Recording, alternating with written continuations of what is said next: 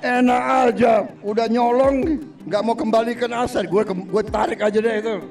Presiden Prabowo kembali menggaungkan komitmennya terhadap pemberantasan korupsi. Saudara Presiden Prabowo Subianto berjanji akan mendukung proses pembahasan dan percepatan pengesahan rancangan undang-undang perampasan aset. Presiden Prabowo Subianto berjanji akan mendukung proses pembahasan dan percepatan pengesahan rancangan undang-undang perampasan aset. Prabowo menegaskan tidak akan berkompromi dengan koruptor yang tidak mau mengembalikan hasil kejahatannya. Pembahasan dan percepatan pengesahan rancangan undang-undang perampasan aset. Lalu apa langkah konkret pembahasan aturan perampasan aset ini? Oi, Triksi. Gimana liputan kemarin pas hari buruh? Pasti kepanasan kan? Nggak main-main sih. Ini mataharinya emang lagi diskon kali ya? Atau sebenarnya Cel, karena panasnya semangat para buruh nih dengerin pidatonya Presiden Prabowo Subianto waktu itu. Pidatonya emang apa aja tuh? Wah, banyak sih pidatonya. Tapi kayaknya yang bikin semangat adalah karena ngejawab beberapa tuntutan dari para buruh sama yang udah dinantiin nih sama masyarakat Indonesia, bukan cuma buruh aja. Yang dia tuh bilang, koruptor, maling-maling, balikin dong kalau udah nyolong. Sini, gue tarik aja deh. Hah? Gimana sih maksudnya itu? Nggak ngerti gue. Nggak denger pernyataan Bu Basis itu? Nggak. Sini, gue kasih tahu.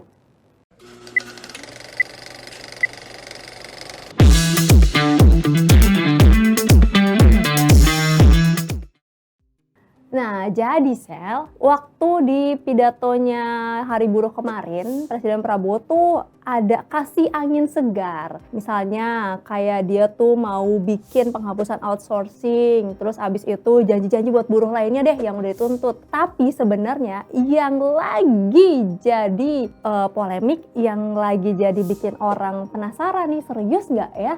Yaitu soal perampasan aset. Karena waktu itu masyarakat kan udah lama banget ya nantiin kapan sih perampasan aset ini RUU-nya disahin, kapan sih dibahas, mana sih dari pemerintah sama dari DPR, serius gak sih? Karena nih kalau misalnya kita denger dari pidatonya Presiden Prabowo Subianto yang bukan cuma di Hari Buruh aja ya, dari sebelum-sebelumnya baik dari kampanye ataupun ketika dia udah jadi presiden, kita tuh sering banget denger yang dia bilang kekayaan Indonesia tuh banyak, negara Indonesia tuh punya sumber daya yang banyak banget gitu, tapi gak kebagian ke rakyatnya, tapi masyarakatnya ini tuh gak ngerasain sejahteranya. Karena apa? Karena katanya sih banyak maling-maling. Jadi tuh ya beberapa kali Presiden Prabowo tuh sering banget teriak, koruptor-koruptor, maling-maling, balikin duit negara, balikin aset-aset negara yang dicuri. Nah ini satu bentuk kemarahan Presiden Prabowo Subianto yang diungkapin berkali-kali gitu dalam setiap pidatonya ya. Makanya kemarin kenapa dibilang angin segar? Karena Presiden Prabowo Subianto bilang, oke, ayo kita serius bahas RUU perampasan aset.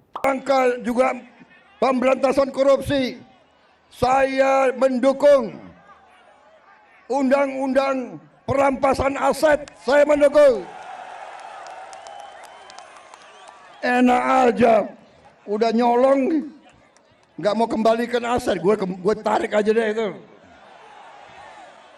Nah, karena udah ada gebrakan kayak gitu ya dari atasannya, dari pimpinannya langsung nih, pasti kan ditunggu ya, nih geraknya nih, apa nih mulainya nih, gimana nih? Nah, mulai tuh kita para wartawan tuh tanya sana sini ke DPR, ke pemerintah, siapa yang mau mulai? Ini lucu banget Cel, karena waktu kita tanya kemarin di istana ya, kita kan pas lagi sidang kabinet paripurna ketemu tuh ada Menko Polhukam, kemudian juga ada Menkum ya, kita tanya, Pak gimana sih RUU perampasan aset, pembahasannya tuh gimana? Apa langkah konkretnya nih? Karena kan udah didengungin sama Presiden Prabowo Subianto ya. Lucu banget karena jawabannya tuh bingung, bikin bingung dan beda pendapatnya. Jadi dari Menko Polhukam ya, Yusril Iza menyebut bilang kalau RUU perampasan aset ini memang sudah dipersiapkan. Tapi nunggu dari langkahnya DPR. Terus datang nih Menkum Supratman Andi Aktas. Kita tanya lagi, Pak gimana nih? RUU perampasan aset udah ada pembahasan belum sih? Nah, si Pak Supratman ya, dia bilang, iya kita lagi bahas. Bahkan dia ketemu sama PPATK untuk ngebahas terkait dengan RUU perampasan aset. Yang bikin bingung apa? Karena ada pernyataannya adalah dia bilang kita lagi susun draftnya, kita lagi bahas draftnya. Baru nanti kita akan diskusi ke DPR untuk baru dibahas nih RUU perampasan aset. Jadi bingung kan? Yang satu bilangnya nunggu DPR nih yang gerak. Yang satu bilangnya kita lagi susun draftnya buat dibahas ke DPR. Komitmennya sama sih, sama-sama ingin perampasan aset ini jadi undang-undang. Tapi kan dari langkah awalnya bikin bingung. Yang mana? Sampai tunggu-tungguan sih ya kalau kata gue, Sel. Nah, Cel, kemarin kan di istana Pak Supratman bilang ya, lagi bahas sama PPATK. Paginya tuh udah ketemu tuh sebelum sidang, dia ketemu sama PPATK buat ngebahas RUU perampasan aset ini. Nah, gue kontak lah si Pak Ivan, Kepala Pusat Pelaporan dan Analisis Transaksi Keuangan. Gue tanya, Pak, bahas apa sih sama Pak Menkum gitu kan, soal RUU perampasan aset, ada perubahan kah sama draftnya? Karena kan Pak Supratman bilang, kita lihat ya, ada perubahan naskah akademika, ada perubahan dari draftnya kah, nanti baru diajuin lagi ke DPR gitu. Dari Pak Ivan bilang kalau sebenarnya nggak ada perubahan signifikan, tapi memang masih dibahas sampai saat ini. Nah, yang mereka bahas itu kemarin adalah soal substansinya itu memang tidak berubah jauh, tapi soal undang-undang apa yang bisa berkaitan dengan RUU perampasan aset, yakni dia bilang RUU pembatasan transaksi uang kartal. Ada lagi nih pembatasan uang kartal. Ini juga menarik sebenarnya, Cel, tapi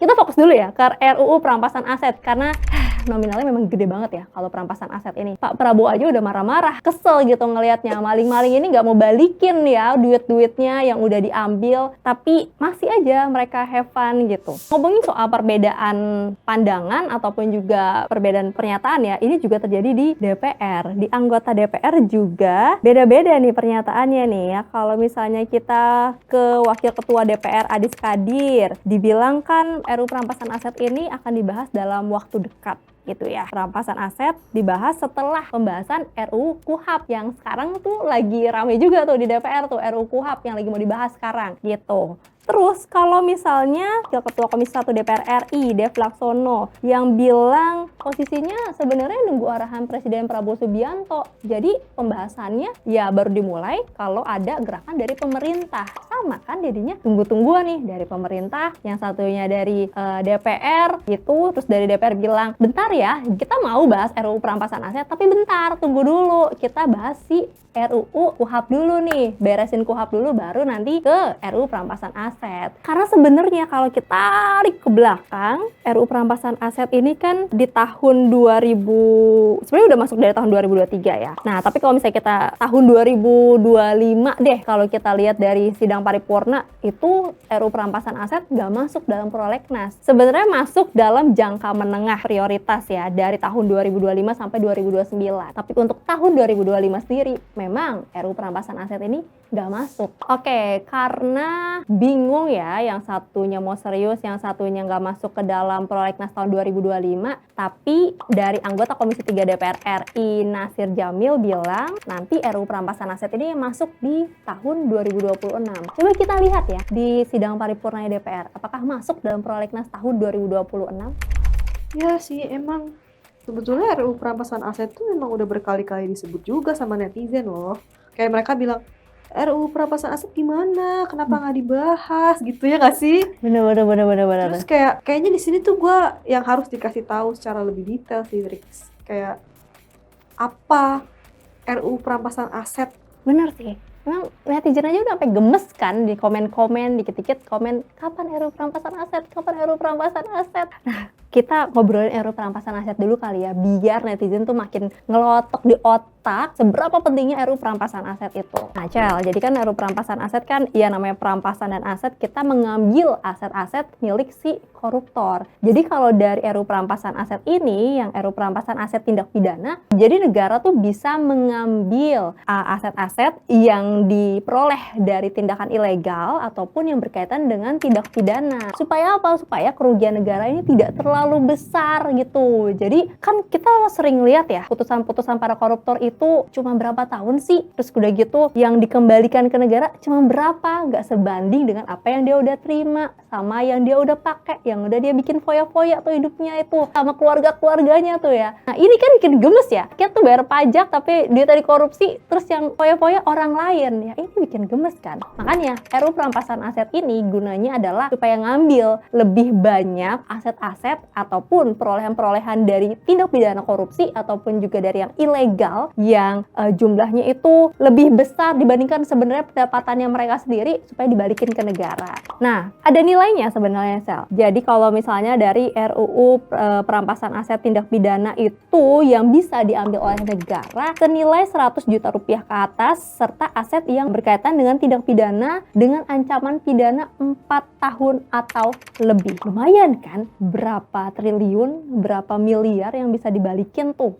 Tapi kalau kita lihat dari perjalanan RUU perampasan aset ini nggak kunjung kelar sampai sekarang, mondar-mandir, digantungin, diem aja, ya udah sampai masuk 2025 nih, adem ayam aja nih. Kecuali kemarin setelah digongin lagi sama Presiden Prabowo Subianto untuk yuk bahas RUU perampasan aset, gemes nih gue sama maling-maling gitu, Cel. Nah, lo tahu kan, Cel, dengan netizen yang udah komen terus-menerus tentang RUU perampasan aset, ini kan mengindikasikan mereka udah marah banget ya. Kita juga udah kesel nih nungguinnya. Berkali-kali RUU perampasan aset nggak jadi-jadi. Ibaratnya ya, kalau udah PDKT, maju mundur, gantungin, hilang. Apakah mau kayak gitu terus RUU perampasan aset kita? Jangan. Nah, kita lihat ke belakang, RUU perampasan aset itu kan sebenarnya udah masuk ke prolegnas ya, tahun 2005 sampai 2009. Terus masuk ke pembahasan prioritasnya di tahun 2008. Tapi habis itu udah diem aja. Nah, habis itu masuk lagi di tahun 2010 sampai 2014. Masuk lagi ke daftar program legislasi nasionalnya DPR. Tapi sama aja, nggak ada perubahannya, nggak ada pergerakannya. At least ada baby step kali ya, tapi nggak ada sama sekali. Sampai akhirnya di tahun 2023 deh ya, kita langsung aja deh percepat. Presiden Jokowi keluarin apa? Surat presiden untuk menteri-menterinya ini segera ayo ke DPR bahas RUU perampasan aset. Supaya apa? Supaya nggak ngegantung, supaya nggak gini-gini aja. Apa sih keseriusannya? Ya ini, bahas RUU perampasan aset. Jangan sampai ya udah gantung lagi, masuk prolegnas, masuk prioritas, gantung lagi, diam lagi. Nah, kita lihat nih ya, sampai kapan nih mau gantung-gantung kayak gini terus, Cel? Wow, dari 2008 udah masuk prolegnas tapi nggak pernah selesai. Gila sih, kayak kok gue melihatnya seakan pemerintah nggak serius ya untuk menangani RUU perampasan aset. Apa jangan-jangan nih, sebetulnya urgensinya tuh kurang ada ya untuk RUU perampasan aset, makanya nggak diselesain gitu. Kalau ngomongin urgensi ya, kan balik lagi ya ke masing-masing pribadi. Di DPR tuh banyak banget yang perlu dikonsolidasiin. Karena bukan cuma satu partai, banyak partai. Nah, dari masing-masing partai, nggak tahu deh, urgensinya masing-masing beda kali ya. Sampai kalau kita hitung-hitung dari 2008 ke 2025, kita udah bisa Sweet 17 sih, Cel. Kita perayaan gitu ya, potong kue kali ya, tumpengan gitu ya, kalau bisa gitu. Nggak kelar-kelar dibahas, nggak ada baby step nih buat dibahas nih ya. Kalau kita lihat dari pernyataannya Wakil Ketua Badan Legislasi DPR ya, si Pak Sturman Panjaitan, yang dibilang sebenarnya pemerintah tuh mereka mau bahas, tapi jangan buru-buru. Kenapa ya jangan buru-buru ya?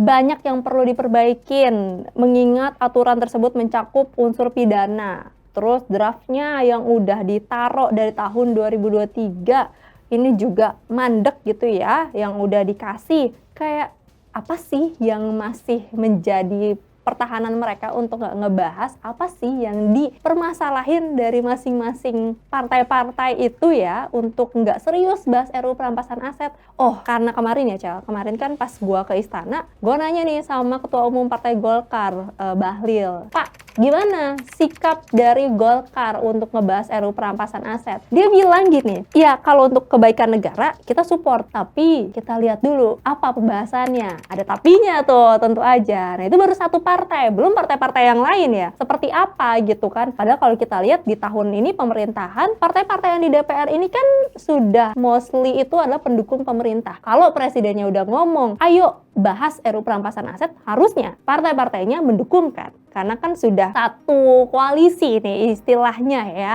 gitu. Jadi kita lihat deh ya kira-kira serius apa enggak soal pembahasan RUU perampasan aset ini. Nah, kalau misalnya kita lihat dari POV-nya masyarakat ya, ataupun juga dari POV yang lebih luas gitu, terkait dengan urgensi dari pembahasan RUU perampasan aset ini untuk menjadi undang-undang perampasan aset. Kita lihat kan banyak banget nominal-nominal yang gede yang nggak dibalikin ke negara. Kita buka aja dari catatannya si KPK yang bilang dari tahun 2020 sampai 2024 itu KPK itu berhasil mengembalikan 2,49 triliun rupiah ke negara dari hasil penyitaan tangan koruptor. Tapi itu masih rendah nilainya, Cel. Kalau kita dengar berita-berita nanti bisa ditunjukin ya. Berapa ini Pertamina berapa, lalu kemudian minyak goreng berapa, itu udah ratusan, udah triliunan gitu kan. Nah, kalau dari ICW bilangnya rata-rata pemulihan aset dari tahun 2018 sampai 2022 itu cuma 12,20%. 50%-nya aja nggak ada. Jauh banget gitu kan. Wah, kalau dihitung-hitung kita kaya juga ya sebenarnya ya, tapi nggak ada yang balikin duit kita gitu kan, korupsi. Nah, kerugiannya setiap tahun itu negara bisa mencapai 36,7 triliun rupiah dan yang dapat dipulihkan baru 4,48 triliun rupiah. Jauh banget kan? Dari 36 ke 4,48 triliun. Bayangin, kalau misalnya bisa dibalikin, itu kita bisa benerin jalanan, fasilitas di transportasi umum, ataupun juga yang lainnya, ini bisa diperbaikin. Tapi masalahnya cuma 4,48 triliun rupiah. Program pemerintah aja lebih gede dana yang dibutuhin dibanding pengembalian asetnya. Capek nggak sih? Capek banget kan ngelihatnya. Nah, kalau misalnya kita lihat juga dari data tahun 2013 sampai tahun 2022, kerugian negara yang diakibatkan korupsi ini mencapai 238,14 triliun rupiah. Itu dari tahun 2020 sampai 2021.